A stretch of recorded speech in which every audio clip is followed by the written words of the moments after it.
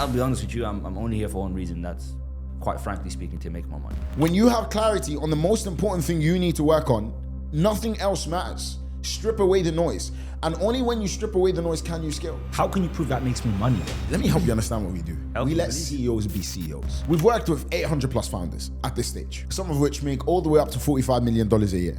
All right, $100 million exits. And we see the same trend again and again. We get rid of all of the nonsense that they're doing. We create set times for the right things, and we break it down to the simple systems. But how can you prove to me that I can actually get there? Look, our process is quite simple. Welcome back to another episode of Central and Co. But not Co as in Co, but Co as in COO. COO. Are you ready for this episode? Alhamdulillah, daiman abadan already. Daiman abadan. I'm here to catch you out today. Devil's advocate. Bismillah. Bismillah. So today's topic is about if LiveByDesign even makes money.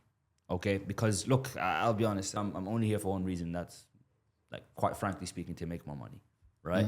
So I want to understand, like, is that just what it is? Just cut it straight here? Is it just about putting my feet up, or what's the whole point of this? I wouldn't say LiveByDesign exactly makes you new money.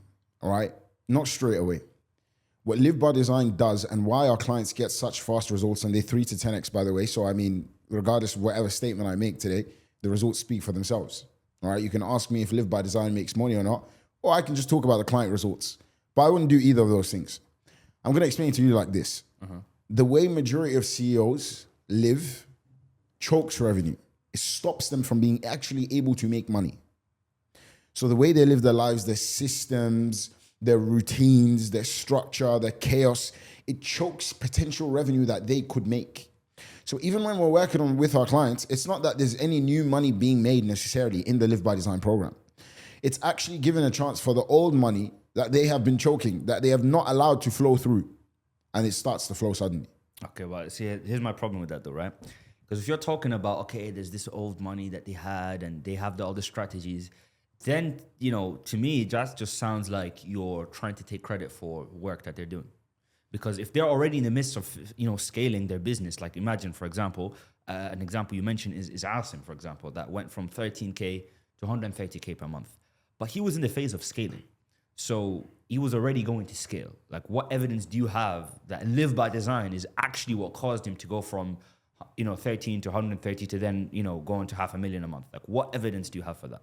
He could have scaled a long time ago. He didn't just initially start when he started working with us. He was trying to scale for a long time. He was trying to grow his business for a long time. But again, he didn't have the correct systems in place. He didn't have the correct routine, the correct structure in his own life to scale the business. And one thing you have to understand is, right, and I'm sure you can agree with me on this much, an operation is only as good as its operator. Regardless of the system is going to be ineffective if the one using the system isn't at maximum efficiency. The system can't run at maximum efficiency either. A perfect example is a car. You can get a Ferrari, but if you can't drive, the Ferrari isn't going to do very well. It's not going to perform very well, right? A person who is driving a Ford Focus would beat a Ferrari if you put the right guy in the Ford Focus, right? A guy who's very well equipped to drive, and you put a guy in the Ferrari who can't drive, the Ford Focus guy is going to beat him. And that's what we focus on. We focus on making sure the founder is able to take his vehicle that is already good in most cases, yes. We don't work with founders who are just starting businesses. So am I going to sit here and say the sole reason they scaled is because of LBD? No. There was things that were already there that would have led them to scale. But I fixed the bottleneck. I took away the thing that was choking them, that was stopping them from scaling, which was themselves.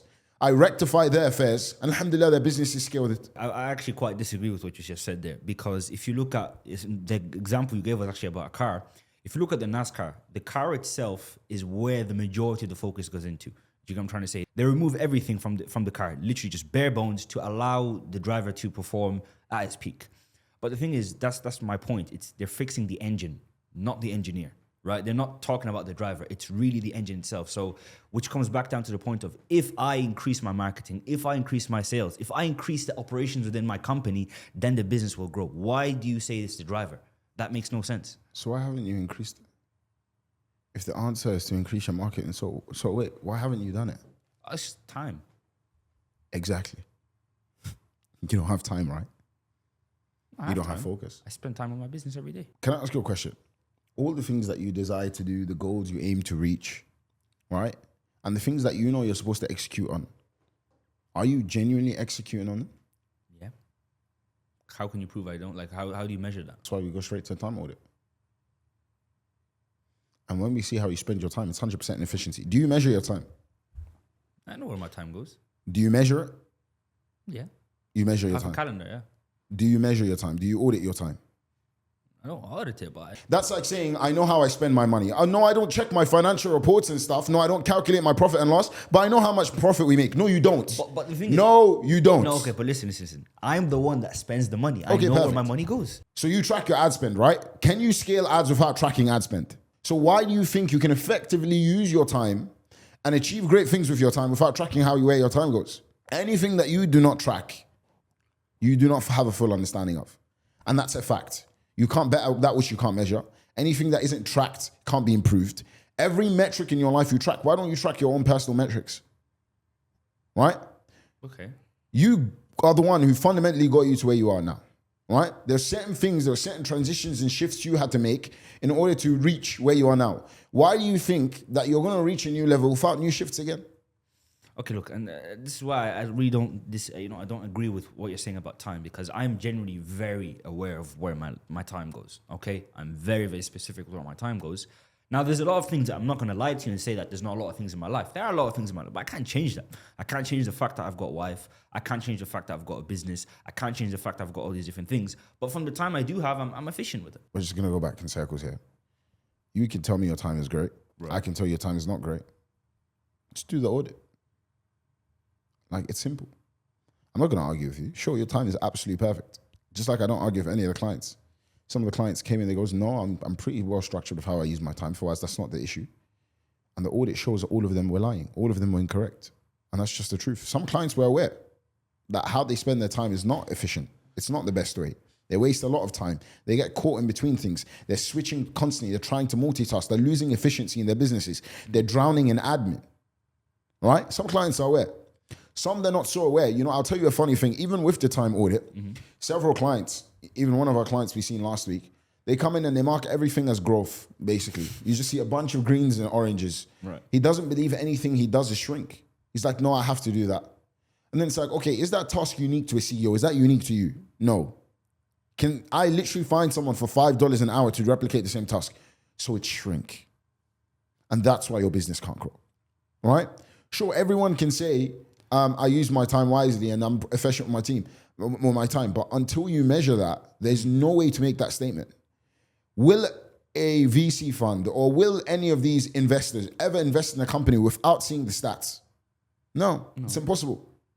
So how can you be so sure of your time and how you are as an individual? Run through the audit. I tell people, sure, you're perfect. You're the greatest CEO possible. You're going to scale the business. Yeah, let me run through the audit. What's the issue? That's literally my point, though. Like, when you mention VC investors and managers and all these guys and CEOs, none of them measure time. So, like, why? All of them measure time. Peter Drucker's book, when he talks about the effective executive, and by the way, Peter Drucker is the most, right? They call him I don't like to use the word, but they call him the what? Father of management. And in the book, The Effective Executive, the first thing he mentions, how to be an effective executive. The first thing he mentions? No, tell me. Yeah, manage your time. And guess what he says? In order to be able to manage your time, you have to track it. It's impossible to manage something that you can't track. I can bring you Quran and Sunnah about the importance of what time? And the importance of being conscious about where your time goes. Hassan al-Basri, he mentions what? He mentions, Ya ibn Adam, إِنَّمَا أَنْتَ أَيَّامٍ ذَهَبَ يَوْمًا ذَهَبَ بَعْدُكُمْ. As time goes, what? As time goes, a part of you goes as well. A part of you passes. Al-waqt kasayf. We know the famous statement. Time's like a sword. If you don't cut time, time will cut you. How does one become aware of his time? He must do tadabbur. He must do tafakkur on where the time actually went. If you haven't consciously sat down to think about where these things are going, then you can't improve it. And that is why reflection is a major part of the deen. Tamam. Okay, look, I don't disagree with you. Like, there's no sensible human being on this earth that will tell you that time is not important. You're not saying anything that's new here, right? But my that literally comes back down to my same point. How can you prove that makes me money, though? Me sitting down and looking at my, calendar and designing things and, putting a time for, like, what has that got to do with me making money? Let me help you understand what we do. We let CEOs be CEOs. we let CEOs actually take up their CEO seat. If I had to, break down everything and strip all the noise and give you clarity on what we do with LBD, we allow CEOs to be CEOs. We strip the noise of everything else and we help them focus on what? On where they achieve results, where they bring in results for their company, where the impact is had. And we strip them of everything else, right? We give them the systems in their life and their businesses in every realm and shape of their lives to be able to perform at the highest degree. And like I said, when the driver is best geared, the car will go where you need it to go.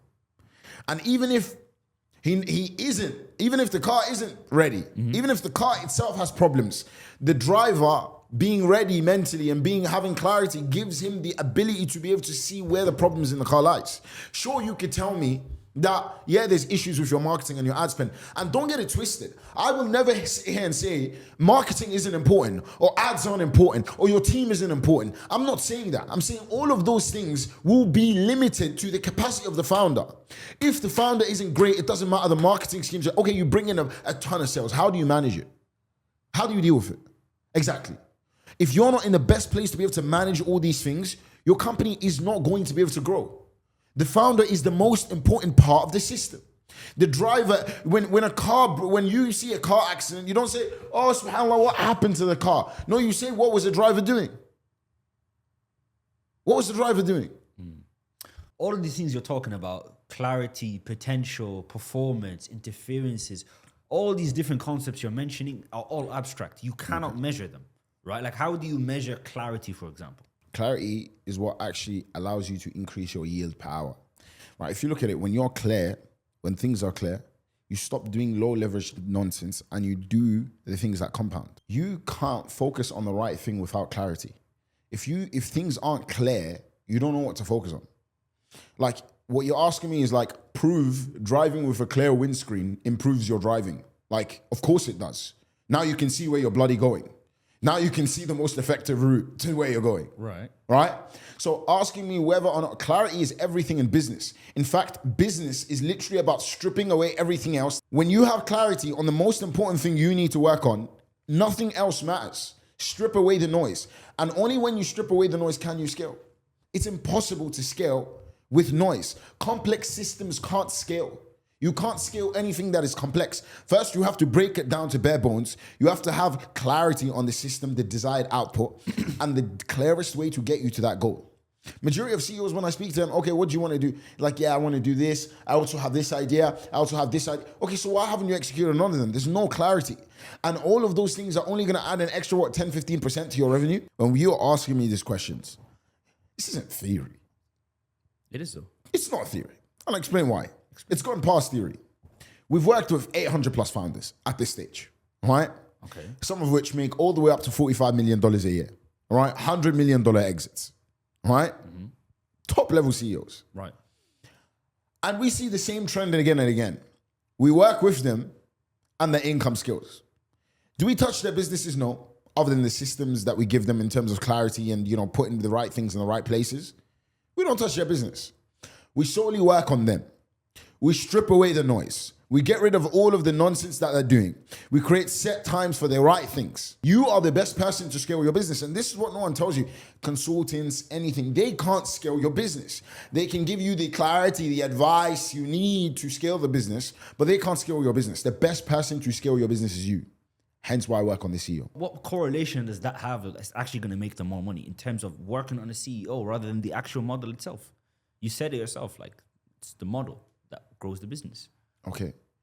And what is a founder who can't execute on the model, who can't execute effectively on the model? There's Harvard Business Study reviews that literally show that entrepreneurs are working at 40 to 60%. I was at an event, alhamdulillah, in Dubai with some of the biggest CEOs. And the first question I asked them is, how many of you feel like you're actually working at your highest potential? Put your hands up. There wasn't a single entrepreneur in the room who put his hand up. How do you not understand that highest ROI you could possibly do is actually fix you? The fact that you don't believe fixing you is going to straight away fix your business, it's actually an insult to you more than anything. How do you increase someone's potential? Like, how do you quantify potential? What does that mean? Forget what I believe your potential is. If I had to ask you right now, do you believe you're playing at your full potential? No, to be honest. Do you believe there's a higher level you could be playing at? Oh, 100%. Okay. So why would you not try to unlock that first before trying to unlock ad spend? But that's not my issue. My issue No, just answer my question. Why do you believe it's more sensible to work on the business first, right? Knowing that the business will always be capped at you because you just said you're not at your highest potential, right? Why not you? Why wouldn't you work on yourself first? The system will only be as good as the one who leads it. Great companies, they had great companies, great ideas that ended up what? Not being able to scale. Microsoft is a perfect example. They were trying to scale and they focused on the wrong goal due to their founder, due to the CEO at the time. Right. He just wanted to increase market share. And then after that, he achieved his goal, but then the following year after what happens, the company halved.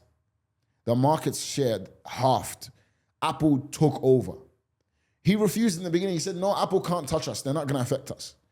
And then following that, when the new CEO was elected and he had to step down, the company went 2 trillion because the leader changed. The quickest way to change is to change the leader. I'm with you. Like look, the reason I'm even here in the first place is because I know I've got this potential. It's like behind that wall right now. I know that there's another room there, but I've never been able to see it before. But for you to tell me that there is something there, I'm with you there. And that's why I'm even still having the conversation with you. But how can you prove to me that I can actually get there? I don't need to prove to you. I have no interest in proving to you. 800 founders have proved this already. Forget me. I don't need to prove it to you. How? Client after client, it's the same thing. Shams, pharmaceutical business. It doesn't get more complex than flipping pharma. Right? It's flipping, you have to be very strategic as the way you scale it. You know, you can't just do anything with pharma. Right. There's loads of legislations, laws around everything. No. 3x this business. He works significantly less hours. His calendar is just basically just but you white probably just spaces. grinded more. No, he actually worked less, significantly less. And now he makes significant more money. He makes more money now than he's ever made in his life. I had Adam, multiple bottlenecks, multiple problems. Again, same thing. No proper system, unhappy with his dean, right? Not at the level he wanted it to be. And in his mind, he just couldn't have it both. We had literally one of our clients who was about to quit a business that generates her $2 million a year because it was negatively affecting her health. And now she makes more money and she works less. Tosif, same thing. A lot more profitable in his business. Cut out bare things that were making money, technically inflating his revenue figures, but there was no profit left. Like we know the e-com guys well, all right, for this. Loads of things just to say I make this big X amount of revenue, but the profitability wasn't there. We worked with him, and alhamdulillah, we got him there as well. All right? Mm-hmm. I'm not here to scale your company. I'm here to scale you. And when that happens, your business will scale. All right? When that happens, your business will scale. I put you at the best level you've ever been in your life. I allow you to perform with Allah's tawfiq at the best level you've ever performed in your life, to have the most clarity you've ever had in your life, to become the best CEO you've ever been in your life, to become the best leader you've ever been in your life, to become the best person to scale the business that there will ever be. And the business is just a byproduct of that. 3 to 10x in revenue. I'm not saying that's what I do. I'm saying I allow you to do that. Do you understand? The best way to scale is first to simplify, to strip all of the noise, starting with your noise. And that's when we go straight at the end to, okay, what is the noise in your bit? We've looked at the noise in your life. Now we've cleared out the 80-20. You have so much time. You have so much clarity. You can now think. You can assess things better. Okay, now what do you need to do? What are the leverage points in your business? What are some things that if we just put our foot on your business will automatically scale? Okay, so this is a bit confusing to me because you're talking about doing less rather than doing more to make more. Because only donkeys believe that more effort will get them more results. And the moment you choose to stop being a donkey, you realize I need to start focusing more on leverage. Because more doesn't necessarily make more. It's focusing on the right things. So wait, when you say make more money, are we talking just revenue? Are we talking profits? What exactly does that mean? LBD targets profit efficiency, to be honest with you. We're all about cutting waste, pointless meetings, unqualified hires, distraction loops. Asim's revenue grew 5 times, but he was able to maintain his margins. That's something majority of e-com guys cannot say. That when they scale, the margins get better as well. One of our clients who recently just came in, Asset, Same thing. I'm about quite a young entrepreneur making almost $1 million annually. And literally, again, far more profitability now. He stripped the noise. He's gotten the clarity. He can actually live again. Forget revenue even. Forget profitability. He has a life. Because I want to understand, the mechanism is what's a bit difficult for me. I need to understand and comprehend. Like, we're talking about something where my business is growing. I'm making more money, whether that's revenue or whether that's profit, right? I'm making more money in my business. But you're also taking an angle, because I mean, I've worked with agencies before. Like, yeah, some of them, they've come in and alhamdulillah, they've scaled my business, you know, did more ads, more revenue, more profits, whatever. But again, it comes with a lot more stress. So what is this mechanism you're talking about? Like, what is it that you do to actually get me to this next stage where I'm actually making money, but like you've mentioned some concepts that are quite intriguing to me, like cognitive load, less mental stress, this is that. Like, how do you do that? Look, our process is quite simple, all right? I'm not someone you go to and I tell you do X, Y, Z and I tell you bye-bye. No, we actually audit our clients. Right. We want to see, where is this person's issues coming from? What is bottlenecking them right now? What is actually holding them back? Okay. What is the one thing that if we removed, we stripped straight away, they would see growth? When you say remove it, like I don't, business, to be honest, does come back down to me. Like when I'm thinking remove myself from this business, this is a machine I built. I'm not telling you to completely remove yourself from business. The idea that a CEO can just solely work on his business and never in the business is not true. Yes, there's going to be times where you're going to have to look in, zoom in. But you need to zoom out. A majority of your time should be spent creating, not maintaining. As a leader of a business, you're either in the sustaining seat or you're in the scaling seat. If too much of your time is focused on sustaining current money, current systems, current revenue, current acquisition channels, then when will you ever build the systems that allow you to scale? Some of the things you're talking about, like for example, cutting off, even again, based on the level of scale my business is at right now. If I cut a product off, if I cut off a specific service. Okay, don't cut it off. Build the department for it. Put someone in charge of it. Why does it have to be you managing it? But you're saying to cut and just you cut off the 80%. I never said you cut it out. But I still have to manage it if I'm a CEO. No, you don't. How? No, you don't. What's the point of having a department leader if you're going to be the one to manage everything? Why do you have a department leader? It's his job to worry about that. Your job as a CEO is to scale the whole system, not to scale the little idiot. Look, if you get stuck in the day-to-day, you can't scale. You just can't. Okay, look, wallahi, to be honest, you've intrigued me. Like, this is something that I never knew existed, to be honest with you. I didn't know that there was actually a way, because I told you, I have this feeling. I feel the potential. I feel like I know what I can do. But just the fact that you're saying that you can shift this. Like, if you just, I'll be honest with you, Fawaz, right? I don't think you know this, but if I just increase my potential by another like 10 to 20%, I didn't even know that's possible anymore. I thought that's it. That died in my 20s. So if you claim you can do something like this, this is azim. This is very, very big. But of course, I'm assuming even if you have some sort of mechanism, it's going to be extremely difficult. The process we take our clients is very simple. We audit them. We understand the bottlenecks, the efficiency. We audit every aspect of them. Environment. What's messing them up? Environment. What's processes are messing them up? The inputs. Every aspect of their system we look into. Time, energy, focus. Where's it being used? Right? Our audit isn't like, just a couple of questions. No, this is a detailed audit. We look at every aspect of your life, where your time goes, where energy is going. Right? Was the audit not just like a couple of docs, you just send them over? Absolutely not. Our audit there's nothing like our audit that you will ever see. There is nothing like our audit that you ever see, because it looks at all of the main key metrics that will affect you as a leader, as a CEO. With 5 systems of you, we measure absolutely everything. We have systems that are beautifully well done, well designed, to make sure we're only tracking what's key. And it gives us the data we need to move the needle. And this is where we focus on step number 2, which is design. So it's actually, how do we design a life that you want? How do we live in a way you want, where you achieve the results you want? What needs to be done? What needs to be removed? What needs to be stripped? All right? And we will design with our clients their full operating system, this exact way they need to operate in order to reach their goals. Then exploit and scale, which is my favorite part, which is where we just start to strip away all the noise. Right? Because the CEO now, clients come to me all the time, like week 6, and they're like, SubhanAllah, for us, like I'm noticing there's so many things in my company that I don't even understand why we're doing them. Yeah, because you didn't have clarity before. It's hard to cut something out when you can't see. And if I tell you cut the red wire, if you can't see, you're going to be scared to cut the red wire. When there's so much clarity as to which wire is red, you just snip away. Sometimes when you strip away the noise, and we literally give our clients docs to be able to see what are the key aspects of the business, auditing absolutely everything, checking out what's important, what's just noise, what maybe can we delegate, what maybe can we build a sub company from or a system, just to get away and focus on our main thing. What is going to be our main thing? And that's when our clients scale from Allah's tawfiq and fadl. Right? Just by clearing out the noise.